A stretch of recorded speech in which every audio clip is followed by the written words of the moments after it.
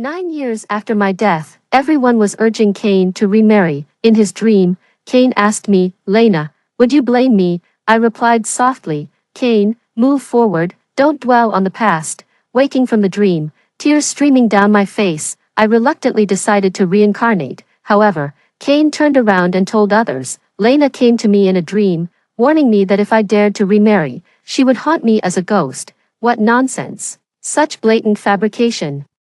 The little girl's injuries aren't too severe. She survived because her mom shielded her with her body. Otherwise, she might have. How tragic, especially with the new year approaching. That must be her dad outside, right? He doesn't seem too upset. These days, couples just don't share deep bonds. I woke up to snippets of conversation like this. Looking around, I realized I was in an operating room, and there was a little girl on the surgical table, her face covered in blood, approaching.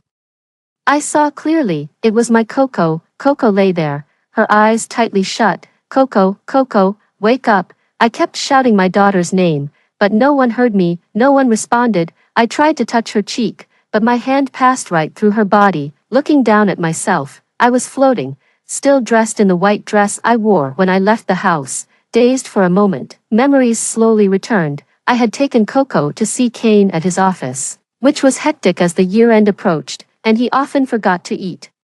I had made lunch and taken my daughter to visit him. Perhaps it was because of the snow. The ground was slippery. Then, the accident happened. In the last flash of memory, a car came hurtling towards us, and I held Coco in my arms, looking at my somewhat transparent body. I understood. I must be dead. Coco's surgery went smoothly, and as she was wheeled out of the operating room, I followed. I saw Cain at the doorway. His suit was damp, possibly with snow. He looked desolate. With dark circles under his eyes, he settled our daughter in the hospital room. Having secured a VIP room, over the past few years, his business had flourished, and our lives had improved, only to be abruptly halted. It's impossible to say that being dead isn't hard. Only after dying did I realize that ghosts truly exist. Now, I can continue wandering as a spirit, as if my life has somehow extended. But for those still alive, I am gone forever, as Cain tucked the blanket around our daughter.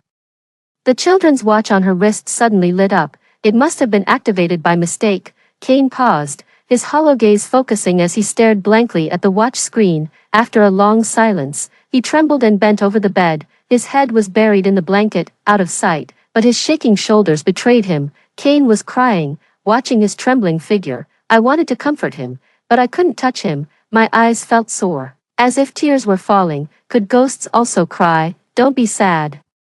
I'm right beside you. Fireworks signaling the approach of the new year began to light up outside the window, creating a festive atmosphere. The hospital room was enveloped in darkness, illuminated only by the glow from a child's watch. The lit screen displayed a family photo of the three of us. The child's watch was shattered in a car accident. Its screen cracked. Our family of three was also torn apart. At my funeral, Cain stood silently with Coco by his side, as many people came and went, repeatedly offering their condolences. Coco's head was wrapped in a bandage, slightly confused. She stood there being gently held by Cain. She probably didn't yet understand what death meant. Having stayed by their side for a few days, I began to grasp the rules of my existence. It was related to that family photo. I couldn't stray too far from that photo. Perhaps one day it would be put away and forgotten, and I might cease to exist altogether. Initially, it was Coco's children's watch. And now it's the photo in the inner pocket of Cain's suit. At the funeral, I also saw my parents. They were very sorrowful, especially Mom. Thankfully, my brother was there to look after them. In silence, I told my parents to take care of themselves. Mom, seeing Cain's seemingly unemotional demeanor, not crying or appearing distressed, struck him several times in frustration. Mom never really liked Cain, finding him too stoic. Later that night at home, Coco asked Cain, "Where did Mommy go?" Cain knelt down and gently caressed the back of Coco's head. "Mommy has gone to a very distant place." Coco persisted with questions, but Cain couldn't explain clearly. He was never good with words. Coco began to cry. It took Cain a long time to soothe her to sleep. After closing the door to Coco's room, he returned to the living room and sat on the sofa. I witnessed everything today, yet I could only stand aside, an observer to all that concerned me. Our family photo was in the living room. Allowing me to freely move around the house, I sat beside Kane. He seemed very calm, except for that night in the hospital. I never saw him overtly emotional again. At the funeral, not just my mother, many said Kane seemed not at all saddened, as if indifferent to his wife's death. Only I knew how much Kane loved me. Kane and I met in college. I was working part-time at a bar near the school when I encountered some trouble with a customer. Kane stepped in to help me, much later. When I asked him about it, he admitted he had liked me even before that incident, having fallen for me at first sight, though I had never noticed him before. Under the dim streetlight that night, his face was a bit swollen from a punch, and he had a few cuts from a broken bottle, but he still looked handsome. I bought some medical supplies from a nearby pharmacy. As I poured hydrogen peroxide on his wounds, he just frowned slightly, saying nothing. He was always silent. I used to say he was like a closed bottle. I should have realized that from the first time I met him. Later, we got together. That winter, we went to see the re-release of Titanic in the cinema. It was my second time watching the film. While chatting, I said, the first time I watched Titanic, I felt that Rose marrying someone else at the end was a betrayal of their love, and I was really angry about it. Outside the cinema, the snow was heavy. He took off his scarf and wrapped it around my neck. And now, Kane wasn't one for sweet talk. He hardly ever spoke words of love, but he never let my words fall to the ground, constantly performing small but significant acts. Compared to empty promises, I've always felt reassured and warmed by his presence. I wrapped my arms around his neck and said, now, I think Jack is truly about selfless love. Loving someone isn't about keeping them tied to you forever, but hoping they can lead a fulfilled and happy life. I feel like Rose must really understand Jack, so her striving to live positively and diligently is also a way to fulfill Jack's ideals. He whispered a response, took my hand, and we walked into the heavy snow. I kept chattering non-stop by his side. Suddenly, a thought struck me, and I stopped, asking him, if you were Jack and I were Rose, what would you do if I married someone else? Would you be angry? Kane said, as long as you're happy, I'm happy. His words annoyed me. It was as though he didn't really love me at all. Pretending to be threatening, I clasped my hands around his neck and said, but you're not allowed to. If one day I'm gone and you dare to fall in love with someone else and marry them, I'll strangle you. He smiled helplessly. All right, I'll only love you for my entire life. Little did I know that the words spoken years ago would come true. I really did leave. After the funeral, life returned to normal. Coco was just 3 years old, the right age for kindergarten. I used to be the one taking care of Coco, doing her hair and making breakfast every morning. Now, these trivial tasks had all fallen on Kane. Coco stood on a small stool she bought to brush her teeth, while Kane stood behind her trying to do her hair. He was clumsy and not good at styling hair, which ended up hurting Coco. With tears welling up in her eyes, Coco said, I don't want Daddy, I want Mommy to do my hair. Kane paused for a moment, then simply stopped trying. His voice sounded defeated. Daddy will learn and make sure to do it as well as Mommy did. Watching from the side, I felt anxious and wished I could just pull Kane aside and do it myself. Looking up, after all this fuss, it was almost 8 o'clock. They were going to be late. Still messing around with her hair, a burnt smell wafted through the air. Not that I could smell it, but I saw Kane sniffing around before looking towards the kitchen where white smoke billowed. Upon drifting to the kitchen, it was clear that breakfast was a lost cause today. Kane, usually so organized and calm, wasn't usually this frantic while cooking. Was it his daughter who had him so flustered? He hurriedly took Coco out the door. And I couldn't follow them, because he didn't bring a photo. Of course, Kane hadn't forgotten me so soon after my death. His wallet, which contained our photo together, was on the couch. How could he start being so forgetful? Sure enough, it wasn't long before Kane returned. He picked up his wallet, and I could follow him out the door. After dropping Coco off at kindergarten, Kane went to work. I floated behind him. Everyone greeted him with cautious expressions, probably having heard of my death. But Kane's expression remained unchanged. In the assistant's office outside, several young ladies gathered to discuss the situation. The CEO doesn't seem like a cold person. Does he have a mistress outside? Stop it, let's get back to work. I spent the whole day drifting around his office, not having had so much time to accompany him before, but now I had the chance after death. Kane was always serious and focused at work. We've been together since our junior college years. Kane was in the mathematics department, and I was in the arts department. Many couples spent their time together in the library. I usually spend a lot of time in the studio, so Kane often comes over with his books and laptop to keep me company. Next to the studio, there's a classroom that's often empty, where Kane usually hangs out. Sometimes, while painting with friends in the studio, we end up goofing around. I occasionally worry that our noise might disturb him. And when I glance through the open door to the next room, I see him deeply absorbed in his books. He always sits in the last row of the classroom because from that spot, through the doors of both classrooms, we can see each other. I often sit close to the door too. It's our unspoken little understanding. Every now and then, I look up to find him watching me. Kane is quite handsome. The classroom next door isn't used much. It's poorly lit and a bit dim, under the faint light. Kane, wearing glasses, has black hair softly falling over his forehead, and his skin is very fair. Only his eyes look somewhat sharp, but then, when he sees me looking at him, his eyes soften, and a gentle smile slowly forms on his lips. We hold each other's gaze for a long time until I, with increasingly flushed cheeks, hurriedly turn away.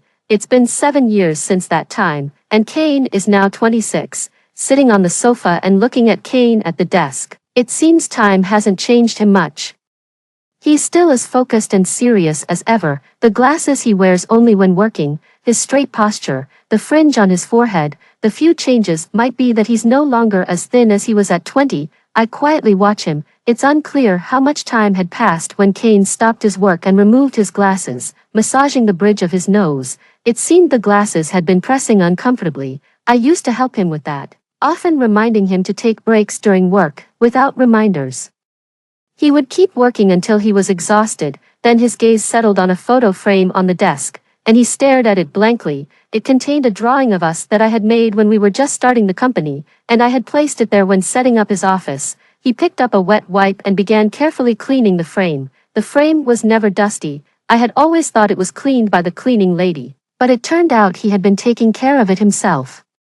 He held the frame for a long time until his assistant knocked and entered, prompting him to put it down. After work, he picked up Coco and cooked dinner. At night, after putting Coco to bed, he went to the study, even though it was already late. Curious, I wondered what he was up to. He was gesturing in the air, focused on the computer screen. I moved closer and saw the screen. Moms who can't tie their daughter's hair. Look here. Simple and pretty, solved in 3 minutes. The next morning, it was time to see how well Kane had learned to tie hair. It turned out he could finish a draft of a mathematical modeling paper in English overnight, but he couldn't master hair tying as quickly. Coco ended up going to school with a messy bird's nest on her head, and Kane looked frustrated. He was clearly aware of his handiwork, awkwardly touching his nose, looking at Coco's hair. I could actually spot a little ingenuity from Kane. Right, never mind, just try a little harder, Kane. By the time Coco was 4, Kane could make pretty hairstyles for her. The bathroom cabinet was filled with various hair ties and clips, all bought by Kane. He doted on the little girl, giving her almost anything she wanted, which I sometimes thought wasn't the best way to raise a child. But all I could do was worry helplessly. Coco seemed to have gotten used to my absence. She gradually stopped mentioning her mother. I often wonder. I left when Coco was just 3. How much can a child remember from before that age? How much does she remember about me? My parents used to visit Coco often at first, but then my brother had a baby, and perhaps visiting here became too painful for them, so they came less frequently. Friends from before gradually disappeared as well. How many people in the world still remember me? There's a line from the movie, Coco, the real death is that no one in the world remembers you. I'm increasingly feeling that day might actually come. The only thing that eases this fear is Kane. We have a studio at home, specifically kept for me. For a long time after my death, he never entered it. Normally, the studio is kept closed, and he only asks the maid to clean it regularly. But once, on my first birthday after I died, July 16th, Kane acted as usual. I thought he might have forgotten my birthday. Perhaps he remembered but chose not to celebrate. There's no custom of celebrating a dead person's birthday. The day I died was January 21st, just 2 days before the new year. It was a cold day, one I particularly disliked, a painful day, as my birthday was about to end. At around 11 at night, Kane seemed upset, sitting silently on the sofa. Suddenly, he stood up. And I thought he was going to the bedroom to rest, but instead, he He opened the door to the studio. The studio was left exactly as I had left it, even the paints on the shelf were recently bought. Under the bright lights, the long lonely art studio welcomed an old friend. Kane used to love spending time with me in the studio. I would paint, and he would work, just like our college days. This studio holds countless memories of us. Kane sat down in front of the easel, his hand brushing over the dried patterns on the canvas. It was an unfinished painting of him and me on a snowy night. Time had passed, and without a finishing coat, the paint had started to crack. I heard Kane whisper softly, "Happy birthday, Lena." Standing behind him, I couldn't stop my tears. He had never forgotten, nor had he ever let go. By the time Coco started elementary school, she had changed a lot and actually looked quite like me. On her first day, she was bouncing and skipping ahead, while Kane followed behind, nagging, "Slow down, don't run." Kane was 31 that year. He hadn't changed much since his youth, perhaps because, even after my death, I could watch him every day and feel no different. Yet, looking at the family portrait in the living room, you could spot subtle differences. Time had left clearer marks on Coco. Children really do change every day. Watching Kane trailing behind Coco, I noticed he had become much more cheerful, not as somber as before. Probably worn down by Coco, Coco's personality was a spitting image of mine, lively and talkative, always keeping her dad on his toes. Kane couldn't bear to scold or punish her, usually trying to reason with the little girl instead. Kane watched her as she did her homework, urging, "Hurry up and finish your homework." The little girl, distracted by her puzzles, ignored him. When Kane spoke again, she started chanting, "I'm not listening, I'm not listening." Standing by, I was furious. Who did she learn this from? I wasn't like that as a child. Looking at Kane, who was unusually patient, I was even more irritated. What happened to sticking to principles and rationality? Kane was never one for sweet nothings. I used to tease him about it. I once asked him, "Will you always be with me?" I was just seeking a typical line of romantic reassurance, but he actually put down his pen and pondered seriously. The future holds too many uncertainties. This isn't something I can confirm right now. I was angry. Kane was too principled and rational, not even able to utter a few deceitful sweet words. "Fine, fine, just go back to your homework," I said. It was a while before I heard his response. "The answer to that question is, I want to be with you forever, and I'm prepared to spend a lifetime proving that." His tone was especially earnest and careful, something I remember to this day. But clearly, with Coco, Kane had lost his usual rationality and principles, choosing to indulge her limitlessly. Fortunately, while he might not manage at home, the school could handle her. It hadn't been 2 weeks into elementary school when Kane was called in because Coco had been involved in a fight. Rushing to the school, Kane found a little boy and his parents standing in the office. Coco stood by her teacher with her head lowered. As Kane entered and saw that she wasn't hurt, he relaxed. He enveloped Coco in his arms.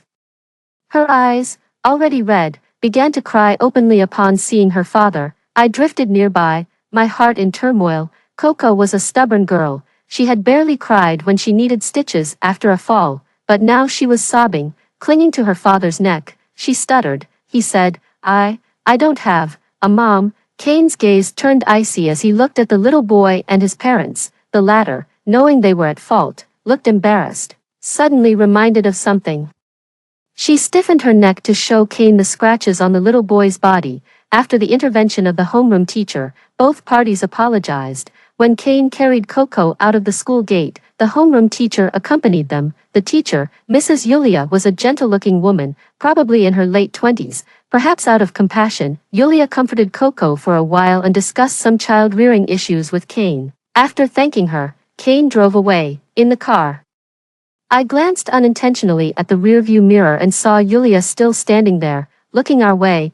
I felt strangely uneasy but didn't dwell on it. Later, Coco often mentioned Yulia. From his words, I gradually formed a picture of Yulia, a serious and responsible teacher, skilled and gentle. I don't know if it's because she knew Coco didn't have a mother that she took extra care of him. I really appreciated it, to be honest, but as Coco mentioned Yulia more and more, I didn't feel happy. Instead, I felt a growing anxiety deep inside. It wasn't until a parent-teacher meeting later that I understood the source of my anxiety. Because Coco was always getting into trouble, Kane was very familiar with the school's teachers. After the meeting, Kane, carrying Coco, left the classroom with Yulia. Yulia, holding her teaching materials, had a friendly smile. Although Coco is a bit naughty, he's a very cute and straightforward child, Kane politely responded. Thank you for your patience with him at school. Coco stood between them, sometimes tugging at his dad's sleeve, sometimes looking up at his teacher. I found the hallway too crowded and lingered behind the three. Yulia turned to look at Kane, her eyes gentle but with something more than usual. I realized something and froze in place. That look was all too familiar to me. I saw it in Kane as well. Looking at the three ahead, I suddenly felt as if they were the real family.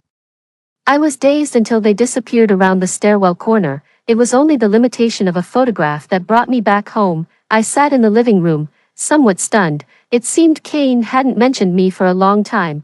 Combining this with the feeling of becoming more invisible lately, the words from the movie Coco floated back into my mind.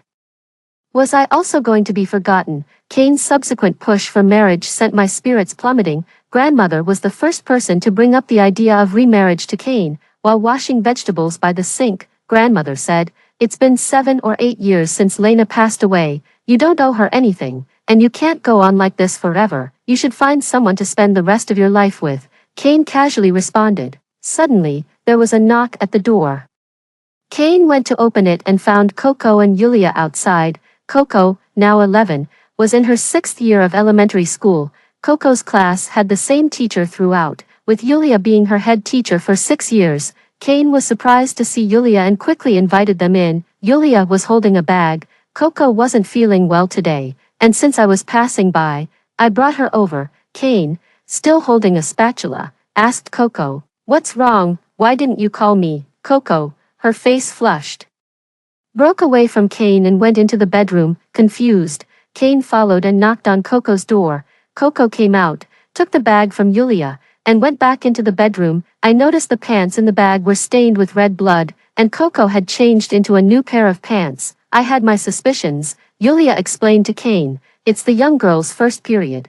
Kane finally understood and looked somewhat embarrassed. I was negligent. During dinner, Grandmother and Kane invited Yulia to stay for the meal. After eating, Grandmother chatted with Yulia for a long time, holding her hands and looking satisfied. I stood aside, feeling a chill throughout my body. After Yulia left, Grandmother suggested to Kane, "I think Yulia is quite suitable. She has a stable job, and she seems to like you and treats Coco well. You should consider her." Kane frowned slightly but did not respond. I wanted to object to Grandmother's suggestion, but I didn't know what to say. If Yulia has liked Kane since Coco's 1st grade, that's been 6 years now. Her kindness towards Coco is obvious to us all. If Kane were to remarry, she would indeed be a great choice. But I love Kane. I am still conscious. How can I bear to let go? That night, I felt my consciousness gradually blurring. In my groggy state, I saw a spirit envoy. "You've been forgotten here for so long. It's time to take you away." I pleaded with him to let me stay a bit longer. After a long hesitation, the spirit envoy said, "It was our oversight, since you are connected to this photograph. Once the person in the photograph no longer thinks of you, you must leave." The spirit envoy disappeared, and I looked at the photograph in the living room, showing a happy family of 3. How long had those beautiful days passed? It's been 8 years since I died. How has Kane been these 8 years? I know very well. Not good. Kane, like a robot, goes through the motions every day. But he is not happy. The reason is all too clear to me. My death casts a shadow over his heart. I've read before that the best way to dispel the sorrow from a past relationship is to start a new one. Logically, I admit that starting a new relationship might be the best decision for Kane, but selfishly, I wish for Kane to love me forever, even though I am already gone. I don't understand why everyone suddenly suggests that Kane should remarry. When Mother came to see Coco, she also mentioned it. Kane, I have seen your devotion to Lena over the years and I am grateful, but Lena has been gone for so many years, and you still have a long life ahead of you. I'm aware of everyone's concerns and worries. I understand them too, but I just can't let go, nor can I bear to. I am still here. It's just that no one knows it. My consciousness remains, watching my loved one holding someone else's hand. How could I possibly come to terms with that? It was Coco who finally shattered all my hopes. At 12. She was already becoming aware of romantic feelings. She noticed Yulia's affection for Kane and liked Yulia a lot. seeing her father lonely for so many years, she started to play matchmaker. When Coco asked her dad if he liked Yulia, I was devastated. I truly realized that in Coco's world, my existence had been erased by time. To her, I had become a stranger in a photograph. Someone related by blood but no more familiar or dear than Yulia. That night, Kane and I met in a dream world. I don't know if my appearance has changed after becoming a ghost, but time had left its clear marks on Kane. Kane was now 36, wrinkles had appeared on his face, and his eyes no longer had their former brightness, but he was still Kane, the man I deeply loved for 16 years, the one I could spot in a crowd in an instant. He was the one I truly wanted to be with for life. Time is cruel. It left its marks on my lover but preserved his soul.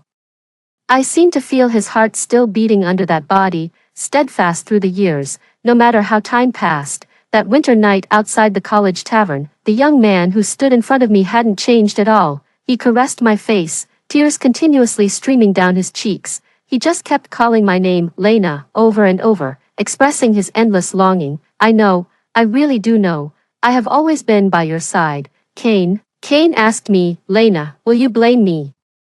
I looked at him and said, Kane, move forward, don't dwell on the past. I don't know why this brief reunion happened. I only know that I left with tears streaming down my face. Kane's life is still long, and I can't let him live forever in the pain of losing me. Kane should look ahead. That snowy night, my words to Kane about the Titanic truly became a metaphor for us both. But this time, I learned to say, like Jack to Rose, I won't blame you. Move forward, Kane, we both tried our best.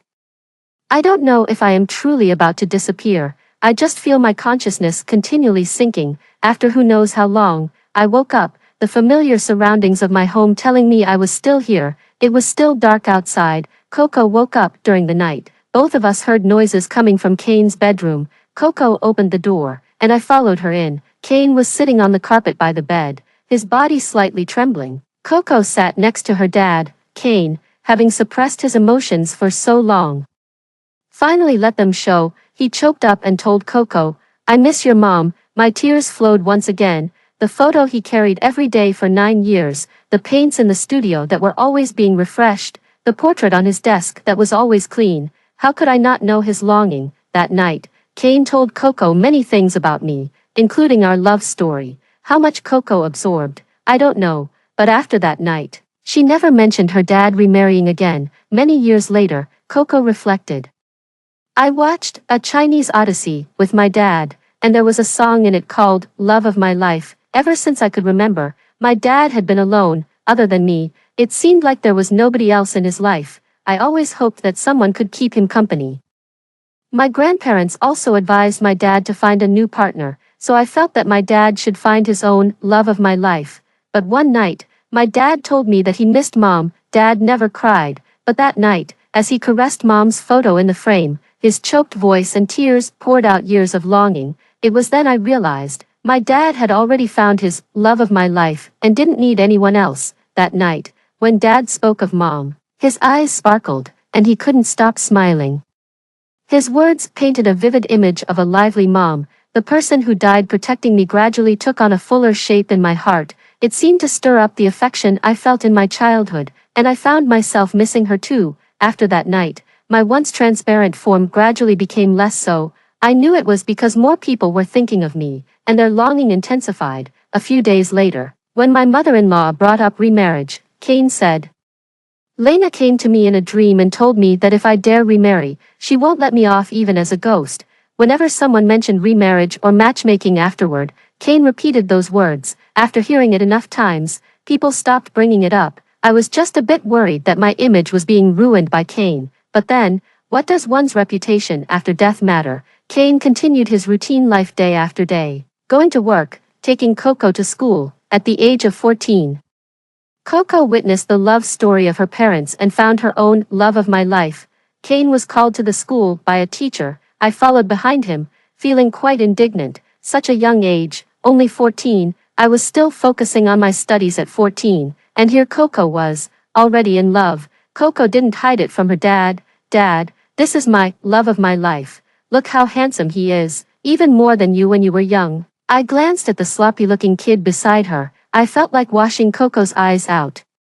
It seemed she didn't inherit my taste. I had chosen the most handsome guy in the math department, and she chose this. The kid showed no responsibility. Seeing that the teacher wanted to contact his parents, he immediately turned cowardly and pushed all the blame onto Coco. If I had wanted to twist Coco's ear 1 second, the next I wanted to kick this kid a few times. Seeing his behavior, Coco wasn't that foolish. Staring speechless as the kid shifted the blame.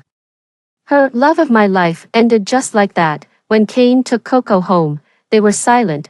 Coco's first love ended quickly, and although the boy was no good, she felt sadder the more she thought about it and started crying quietly behind Kane. Kane pulled out a tissue from his pocket to wipe her tears. Don't cry over someone who isn't worth it. The girl was quick to forget, and in a few days, she had moved on. In high school, Coco wasn't doing great academically, but she had a keen interest in drawing. Kane decided to let Coco pursue art. The family studio welcomed its little master, and Coco began drawing there. Training and school exams followed. Coco originally planned to attend the college where Kane and I studied, but she missed the cutoff by a few points. The girl rarely pursued her dreams, and yet she faced failure. Unable to attend a prestigious school domestically, Kane sent Coco to a renowned art school abroad. When they parted at the airport, Coco couldn't bear to leave her dad and cried non-stop. Kane gently patted Coco's back, reminding her of everyday things like getting enough rest and eating well. As the little girl boarded her flight, Kane stood alone in the airport terminal. In truth, he wasn't entirely alone. A spirit was with him. Kane looked somewhat forlorn. Coco had turned 18 that year, and Kane was 41. It was still winter when they parted. He was dressed in a thick down jacket, complete with a scarf and gloves. They say the older you get, the more you feel the cold. Kane was no exception. In his youth, he could wear just a sweater in the snow, giving his coat to me, and his hands were always warm when I held them. Now, I couldn't touch his hands, but seeing them slightly red from the cold, I could feel his chill. No matter how many layers he wore, he still felt cold. As Coco grew up, Kane aged year by year. I floated beside him every day, not really feeling the minute changes over time, only realizing them during certain moments. It had been 15 years since I left him. When Coco was 22, she brought home a Caucasian boy. Her 4 years abroad had matured her significantly. She had become much steadier. She told Kane that she had truly found the love of her life. The boy, handsome and named Noah, was also an art student and had met Coco at school. They shared a lot in common. Kane and Noah talked for a long time, and I listened from the side. Noah was a very sincere young man. Kane nodded in approval, and Coco was delighted. That same year, they got married at the same age when Kane and I had married. They held a traditional Chinese wedding in their home country. 2 chairs were placed under the high hall, but only one was occupied, with a family photo of the 3 of us in the middle. Kane's eyes moistened as he watched Coco dressed in her bridal gown. I noticed that as people age, they tend to become more sentimental. What a day for tears. I sat in the other chair, wiping away my tears. Afterward, Noah and Coco didn't settle in their home country. Instead, they traveled the world, attending art exhibitions and refining their craft. Kane was now in his 50s. On his 52nd birthday, he visited my grave, a place he often came to over the years. He would clear the weeds, chat with me, and spend the whole day sitting on a small stool. I always followed him, hovering by his side. His speech had slowed, giving me moments to interject. Lena, Coco just won a gold medal at an international competition, and several universities are offering her teaching positions. I looked at him. I know, I'm very proud of her. Kane couldn't hear me but stared at my photo on the tombstone. It's been over 20 years since we parted, and I wonder if you're doing well over there. He gently caressed my tombstone as leaves fluttered onto his head. Kane's hair had turned white, and his eyes were a bit presbyopic. I watched from the side, time mercilessly aging my beloved. Kane said no more. I softly replied to him, I'm doing very well, don't worry. When Coco was 32, she and Noah had a child, a lovely little girl named Alice. By that time, Kane had already retired from the company, appointing a professional manager to take over. His retirement life was healthy yet dull. If it were up to me, I would have dragged Kane around the world to enjoy countless fun activities. His days went by reading and practicing calligraphy. Coco often brought Alice to visit Kane. Sometimes, When work got too busy, she would simply leave Alice with Kane. The little girl wasn't as commanding as her mother and had a gentle nature. She and Kane got along very harmoniously. Kane's skill in braiding hair hadn't declined. He still kept the hair clips and bands from Coco's childhood and used them on Alice. He always managed to create beautiful hairstyles for Alice. He doted on Alice just as he had once doted on Coco, and Alice adored her grandfather. When Alice was 6, my mother passed away. My father had died 2 years before. Within 2 years, my mother followed. Kane took care of the funeral arrangements and later stared at my photograph for a long time as he broke the news to me. "You can be together now, Lena." I hadn't seen my parents. It seems the duties of a spirit are quite strict, and my situation is rare. The death of the elderly cast a shadow of mortality over Kane. Having experienced the death of her great-grandmother, Alice was frightened and clung to Kane's arm at night to sleep, asking, "Will Grandpa leave me?" Kane, always serious about certain matters, didn't intend to lie. "Yes, everyone leaves one day." The little girl threw a tantrum. "I don't want Grandpa to leave. I want you to stay with me forever." Kane gently patted her head. "I will stay with you until the day I can no longer stay." After muttering a few more words, the little girl fell asleep. I sat beside the bed. Kane's hair had almost completely turned white, and his wrinkles became more pronounced. Yet, with his inherent grace, he remained an elegant old man. My eyes captured every moment of Kane's life after we parted, watching him gradually age. Perhaps this was another form of growing old together. One day, when Alice was 15, Kane was hospitalized. He was trying to hang a family photo on the wall, lost his balance, and fell. Elderly people do not handle falls well. I watched anxiously as Kane lay weak in the hospital bed. When Coco and Noah arrived, Alice was crying by Kane's side, considering his age and other ailments. The doctor said he might not survive the winter. Outside the hospital room, Coco cried bitterly, and Noah held her close. Kane lay on the bed, quietly sleeping with a breathing machine. I sat beside him. "Are you coming to join me, Kane? It hurts, doesn't it, at your age, still trying to hang pictures yourself?" Snow began to fall outside the window, just like the winter 44 years ago. The next day, Kane woke up and was in good spirits. He spoke a lot with Coco, Noah, and Alice, and gave many instructions. Later, he said he felt sleepy. Before sleeping, he was murmuring something quietly. Coco leaned close to Kane's mouth and heard him repeatedly whisper, "Lena." The heart monitor beside the bed started to beep continuously. Coco covered her mouth, unable to hold back her tears any longer. Kane passed away. The heavy snow continued to fall outside, just like 44 years ago when it took me, and now it had taken Kane. On the stairway to heaven, I saw Kane, the 26-year-old Kane from the year we parted, after 44 years apart. We were finally reunited. He held me in his arms, his voice choked with emotion. "I've missed you so much." Tears fell as I softly said, I know everything." Do you have any insights after watching the above story? Feel free to tell us in the comments sections below. Don't forget to like this video and subscribe our channel. See you next time.